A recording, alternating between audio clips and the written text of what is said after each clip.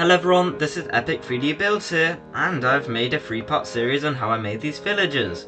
Some of you have requested me to show you guys how I actually made these micro figures, so I've decided to do so. In this video, I'm going to show you guys how I painted these villagers with my acrylic paints.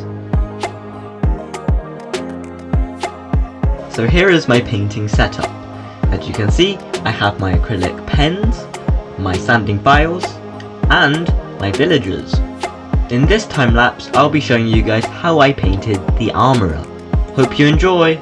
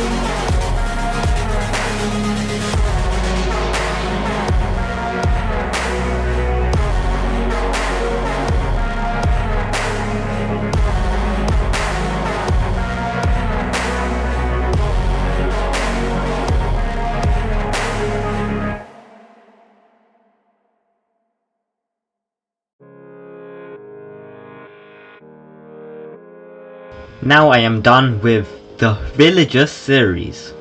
If you guys enjoyed this series, please tell me by commenting down below.